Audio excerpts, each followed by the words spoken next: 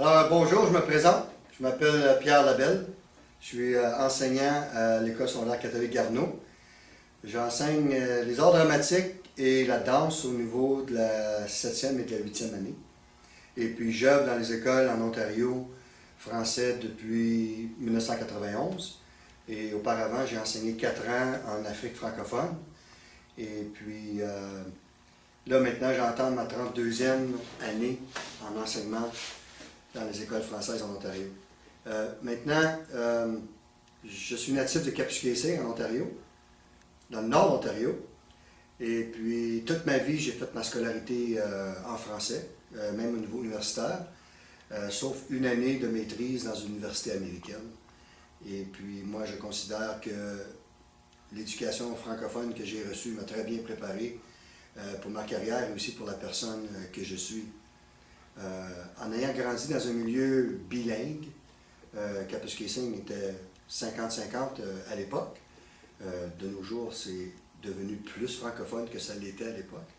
À un moment donné, vers l'âge de 16-17 ans, il y a un certain éveil culturel qui se fait à dire « Ah, je veux vivre davantage ma culture et voici ce qui est possible de faire en Ontario ». Surtout fin des années 70, début 80, lorsqu'il y avait une effervescence culturelle au niveau théâtral, au niveau musique, au niveau littéraire aussi. Alors moi, j'ai été capable de vivre ça. Je l'ai vécu avec beaucoup d'enthousiasme, avec des groupes tels Cano, Pure Laine, le chanteur Robert Paquette, etc. Et les troupes de théâtre qui faisaient le tour des écoles à l'époque. Alors j'ai eu la chance de voir le Théâtre de la Corvée, le Théâtre des Lutins, la Vieille 17, etc. Et puis ça a donné un gros coup de pouce à l'éveil culturel qui fait de moi un fier franco-ontarien. Merci beaucoup, Pierre. J'ai une autre question pour toi. Pourquoi est-ce que la journée du drapeau franco-ontarien est si importante, d'après toi? Bien, il y a plusieurs raisons, mais un aspect que j'aimerais aborder, c'est que les franco-ontariens, au niveau géographique, on est une communauté très dispersée. Alors, on parle des gens du nord. Moi, je parle au nord de North Bay, donc Timmins, Kapuskasing, Hearst, Haileybury, etc. Il y a les gens de Sudbury, North Bay, qui est un peu à part, mais les deux, c'est centre-nord. Tu as le sud, Windsor, etc., les communautés, Pincourt et tout ça, puis Toronto. Et de l'est, Ontarien et Ottawa. Donc, il y a 6 ou 7 régions francophones qui sont vraiment distinctes au niveau géographique et vraiment éloignées les unes des autres. Évidemment, il y en a d'autres communautés francophones. Il y en a à Thunder Bay, il y en a à Red Lake, il y en a à Sarnia. Mais je pense que la journée du drapeau, ça permet de faire une réflexion là-dessus. Une réflexion au niveau d'un trait d'union, qui est notre langue, qui est notre culture. On a, dans la communauté franco-ontarienne, on a des origines culturelles qui sont différentes les unes des autres. Les gens du Nord, il y en a qui ont vécu dans des communautés dans l'industrie du bois, il y en a d'autres qui ont vécu dans l'industrie minière, on a des communautés immigrantes qui ont mais on a la langue qui est notre trait d'union. Et puis, moi, j'aime ça mettre l'accent là-dessus, cette journée-là. Cette journée-là, ensemble, on fête notre patrimoine, on fête notre langue. Merci. Comment est-ce que tu abordes, comment abordez-vous cette journée avec vos élèves? Moi par rapport à moi, cette journée-là, ça me permet d'aller un peu plus loin, mais moi, je parle pas mal toujours d'éléments culturels franco-ontariens, étant un enseignant d'art dramatique. Mais cette journée-là, je mousse un peu les activités, c'est-à-dire je mousse l'intérêt chez les élèves de bien vouloir prendre conscience de l'importance des activités qu'on a à l'école. Alors, pourquoi on s'habillerait de telle façon? On demande aux gens de s'habiller en vert et en blanc, on a des tatous dans le visage, on écoute de la musique franco-ontarienne davantage cette journée-là, mais j'essaie de dire aux élèves que cette journée-là nous appartient. Alors j'en parle davantage cette journée-là. Et quand on participe au niveau de toute l'école, aux activités, bien, moi, je suis toujours comme un des profs dynamiques, un des profs présents, au milieu de la foule. Quand souvent, on a des groupes de chanteurs qui viennent nous voir. Comme par exemple, on a eu Daniel Robitaille, et moi, j'étais en plein milieu. J'encourageais les élèves à danser, à sauter, etc. Donc, moi, par la modélisation, par mes gestes et mon enthousiasme, c'est une façon d'encourager les jeunes à participer davantage. Puis, moi, je suis fier. Donc, je suis fier. Je participe aux activités franco-ontariennes en général, francophones, pas uniquement, okay? Parce que j'aime beaucoup les cultures d'autres pays aussi. Puis, je vais voir des spectacles africains, je vais voir des spectacles asiatiques aussi, etc. Mais cette journée-là, moi, je veux démontrer davantage l'appartenance et l'importance. Merci. D'après vous, pourquoi les écoles françaises en Ontario sont-elles importantes? Elles sont importantes pour plusieurs raisons. D'abord, il y a un besoin. Je pense que c'est important d'étudier la sa langue maternelle. C'est très important, je veux dire, pour les francophones. Et il y a un élément d'importance aussi parce qu'il y a eu une lutte. Il y a eu une lutte pour avoir ce droit-là. Donc, on parle du fameux règlement 17 en 1912 ou 13, quand ça a sorti, ou à peu près. Puis, il y a eu la fondation d'un journal, toutes sortes d'associations à cette époque-là, au début du siècle, pour dire, écoutez, nous, on est francophones, on est en Ontario, on veut avoir nos écoles. Ça a pris un certain temps avant de contourner ça.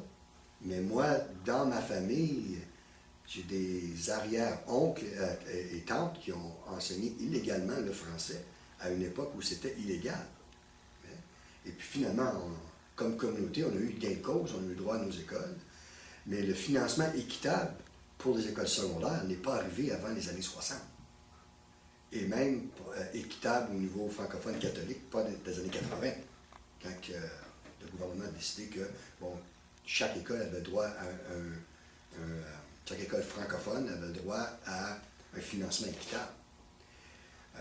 Évidemment, cet aspect-là, des fois, échappe aux élèves, échappe aux nouveaux arrivants, peut-être, et échappe même à une nouvelle génération d'enseignants qui, eux, peut-être, n'ont pas vécu la lutte, qui n'ont pas vécu ce que c'était l'importance d'établir des écoles.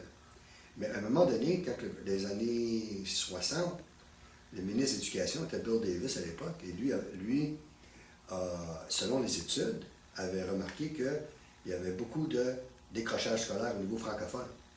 Parce que les étudiants, souvent, devaient étudier en anglais dans les années 60, ou payer pour l'école privée. Là, ils appelaient ça l'école classique, l'éducation classique. Pour aller dans une école privée, il y avait l'école secondaire de l'Université d'Ottawa, par exemple, il y avait le séminaire à Cornwall, le collège universitaire à Hearst, où les gens devaient payer. Mais ceux qui ne pouvaient pas payer allaient à l'école anglaise et souvent se décourageaient. Donc, il y a eu cet aspect-là que l'importance de mettre sur pied des écoles secondaires en français avec financement public, c'était que les études démontraient que si tu étudiais dans ta langue maternelle, tu avais plus de chances de succès et plus de chances d'obtenir un diplôme pour faire des études postsecondaires. Un autre aspect pour moi qui est important, c'est que moi aussi j'ai participé à la lutte. Parce que dans les années 70-80, j'ai participé à des manifestations en appui pour certaines communautés où il y avait encore un refus au niveau de l'établissement d'une école secondaire. Je parle d'Iroquois Falls, on a eu de la difficulté. Dans le bout de Kent Essex, dans le sud de l'Ontario, il y avait de la difficulté. La Huronie, à Pénétang, eux autres, leur nom, c'était l'école de la résistance, puis ils ont été illégales pendant 1 an. C'était même pas approuvé par le ministère de l'Éducation. Windsor. Windsor, Kent Essex, ça c'était à Windsor. Ouais. Et moi, j'ai participé à des manifestations en appui.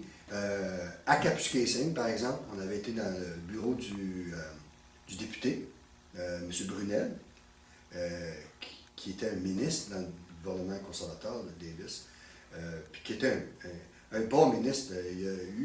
Ça a été très difficile pour lui. Il était longtemps le seul francophone. Okay? Puis il y a eu gain après gain après gain, lui à sa façon d'aller chercher des gains pour les Franco-Ontariens. Alors, il était un personnage important. Et puis, moi, j'ai vécu à ces luttes-là, j'ai été conscientisé par ces luttes-là. Okay? Donc, c'est pour ça que moi, je vois aussi de l'importance là-dedans. Donc, il y a l'importance pédagogique, parce qu'en étudiant la langue maternelle, l'élève a plus de chances. Et il y a aussi l'importance communautaire, qui donne un sens à notre appartenance, puis qui nous donne, qui nous donne une certaine philosophie d'appartenance à une communauté aussi, parce que non seulement on est Canadien, mais on est aussi Canadien-Français ou Franco-Ontarien. Le terme Canadien-Français est un peu maintenant désuet, pour toutes sortes de raisons. Mais ça nous donne un sens, mais il y a l'importance pédagogique aussi derrière ça. Merci. Qu'auriez-vous à dire aux futurs enseignants et enseignantes des écoles franco-ontariennes? Ben, moi, ce que j'aurais à dire, c'est qu'il y a une double importance à nos écoles. Ce n'est pas nécessairement d'enseigner en français. Parce que si on enseigne en français au Québec, par exemple, on n'abordera pas nécessairement les mêmes sujets au niveau de l'importance de la langue, etc. Même chose que si on enseigne en Belgique ou en France, on enseigne en français. Puis le français est une langue internationale qui est merveilleuse, qui est parlée dans plusieurs pays. Puis il y a même plusieurs autres pays que c'est une troisième langue et une quatrième langue. Alors, c'est une belle langue, c'est une langue internationale. Mais en Ontario, il y a aussi cet aspect-là que c'est une langue qui a été méprisée à un moment donné. La communauté a été méprisée à un moment donné. Puis, juste un exemple, on parlait dans le règlement 17, au début du siècle, la communauté francophone du sud-ouest ontarien a presque été anéantie. S'il n'y avait pas eu le règlement 17, etc., on aurait une communauté peut-être un peu plus vivace en nombre, en termes de nombre. La démographie serait peut-être un peu plus forte. On aurait peut-être plus d'institutions. Mais pour les futurs enseignants aussi, je mentionnerais qu'il y a cet aspect-là. Il y a eu une lutte pour nos écoles. On est obligé de se battre pour nos écoles. Et se battre aussi pour des institutions, comme des journaux, par exemple, des radios, la télévision. On a TFO, qui est une télévision extraordinaire, mais que ce sont des outils à utiliser et à valoriser. Montfort. Tout l'aspect de SOS Montfort, j'ai participé à SOS Montfort. J'étais là il y a 20 ans. Et puis, à l'Aréna, au Centre civique Ottawa, il y avait 10 000 personnes. J'avais ma fille sur mes épaules, qui était âgée de 6 ou 7 ans à l'époque. C'était tout un... Ah, j'ai des frissons! Juste à y penser, là. J'ai participé à ça. Et puis, j'ai pas manqué de fêtes importantes. Mais pour les enseignants, c'est ça, de connaître un peu certains aspects, certains événements marquants de l'histoire des Franco-Ontariens. C'est un peu important, c'est pas abstrait, c'est vraiment concret. Et puis, des fois, on est obligé de se l'approprier aussi avant de communiquer aux élèves. Ça, c'est une chose qui est importante. Les écoles franco-ontariennes, c'est le résultat d'une grande lutte. Et chaque communauté, Orléans, c'est différent. Hawkesbury, c'est différent. Kapuskasing, Hearst, c'est différent. Hearst, ils sont moins battus, eux. Okay? Mais très fiers francophones. Le sud-ouest ontarien, Sudbury. Donc, chaque petite communauté a été obligée de vraiment se battre, a été obligée de revendiquer les droits d'étudier en français. Et ça nous démarque de l'éducation francophone, peut-être ailleurs dans le monde. Les pays africains, l'école se fait en français dans la plupart des pays. Sauf le Rwanda, maintenant, ils ont fait un virage. On le sait pourquoi. Ils ont complètement fait un virage. Mais on sait que Congo, Côte d'Ivoire, l'Afrique de l'Ouest en général, c'est un peu naturel. OK? Mais eux aussi, leur francophonie est différente parce qu'il y a le lien avec le colonisateur, bon, etc., etc. OK? Donc, il y a plusieurs aspects à explorer avec nos élèves dans nos écoles, mais une chose qui est importante à leur démontrer, c'est qu'on est le résultat de revendications. Est-ce qu'il y a d'autres choses que tu voulais rajouter, Pierre, dans cet entretien? Moi, je me dis, j'ai parlé d'institutions tantôt comme la télévision, les radios. Maintenant, on a, par exemple, la radio Unique FM qui a été mise sur pied il y a 5 ou 6 ans, peut-être même plus, qui est notre radio communautaire. TFO a des ressources incroyables. À Ottawa, on a maintenant le Centre des Arts Shankman, Orléans, qui est des spectacles francophones vendent à guichet fermé et de façon régulière, comparativement, par exemple, aux spectacles anglophones. Mais au niveau francophone, ça se vend. Mais d'encourager nos élèves à participer à ces trucs. Dans nos écoles, c'est très, très, très dynamique au niveau de la culture. Il y a des troupes de théâtre dans nos écoles, des équipes d'impro. L'impro fait beaucoup pour la fierté au niveau de la langue. Ils sont obligés de participer dans un contexte en utilisant la langue. Et puis l'impro est un truc qui unit beaucoup les francophones de l'Ontario. Parce qu'il y a un tournoi pour les 7 et 8 à chaque année qui s'appelle le Gazou d'or. Il y a un tournoi pour les 9-12 qui s'appelle La Folie. À chaque année, il y a un festival qui s'appelle Quand ça nous chante pour la musique, pour les 9-12, au niveau provincial. Donc les jeunes se rencontrent, il y a toujours des musiciens invités. Il y a un autre festival quand ça nous, pour la danse. Pour la danse aussi, je ne sais pas le nom, c'est-tu Quand ça nous danse? Non. Il y a un spectacle, il y a une danse. Et il y a le festival de théâtre en milieu scolaire, par année par Théâtre Action. Donc il y a beaucoup, beaucoup d'organismes aussi à l'extérieur de l'école qui fait que ça vient aider l'enseignant dans sa pédagogie culturelle. Ça vient donner des outils et ça vient donner aussi des voix à nos élèves pour plus tard s'exprimer. On parle de nos maisons d'édition, Prise de parole, les éditions David, le Nordir, etc. Alors on encourage nos élèves à écrire en français. Puis là, on en a des gens qui ont du succès au niveau francophone. Alors, il y a la petite fille de la Capsicéenne, Véronique Sylvain, tu as André Poulain d'Orléans qui a publié, je pense, c'est 15 ou 16 œuvres déjà.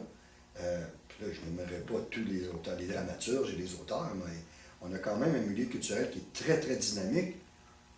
Mais c'est d'aller puiser là-dedans pour le faire vivre à nos élèves et pour voir que concrètement, il y a vraiment des trucs intéressants qui se passent au niveau de la culture franco-ontarienne. Eh bien, Pierre Labelle, de la part du réseau de savoir sur l'équité, le RSEKN, je te remercie beaucoup pour cet entretien et un fier franco-ontarien, puis un bon ami en même temps. Merci beaucoup. Merci bien, André Clermont.